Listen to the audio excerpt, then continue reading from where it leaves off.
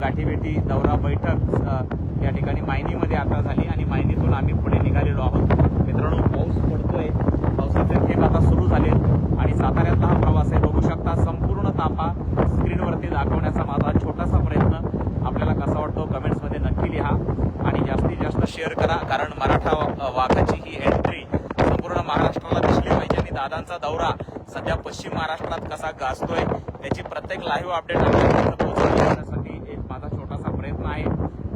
कराडमध्ये यायला थोडासा उशीर लागेल, परंतु आता कराडच्याच दिशेने हा ताफा निघालाय। मध्ये गावं किती लागतात आणि मध्ये किती गर्दी आहे त्याच्यावर आहे। मसूरला संध्याकाळची सभा आहे, तिथे आम्हाला पोहोचायचं आहे। संध्याकाळचे 4:30 वाजले, त्यामुळे मायनीची सभा वाटून आता मसूरच्या दिशेने निघालेलो आहोत। आज सकाळी आम्ही कडेगावहून निघालो, कडेपूरला स्वागत झालं।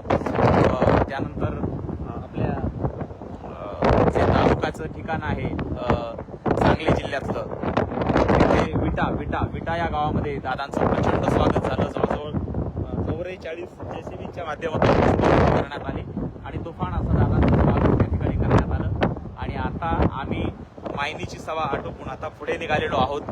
खरंच सुंदर रस्ता आहे, नवीन रस्ता आहे, पण रस्त्याच्या दोन्ही बाजूला खूप छान पद्धतीने झाडं लावलेली आहेत। निसर्गरम्य अशा परिसरातून खरं म्हणजे हा दुष्काळी भाग आहे।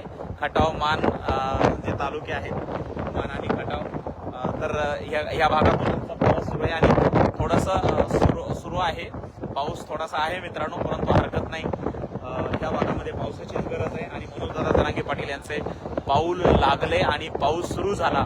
खरं म्हणजे हा सुद्धा एक शुभ शकुन आहे आणि आत्ताची या घडीची लाईव्ह अपडेट आहे। थोडासा पाऊस असल्यामुळे कदाचित मी आता गाडीत बसेल, परंतु हा लाईव्हचा सिलसिला असाच सुरू राहील आणि प्रत्येक अपडेट पोहोचवण्याचं या ठिकाणी मी काम करेल।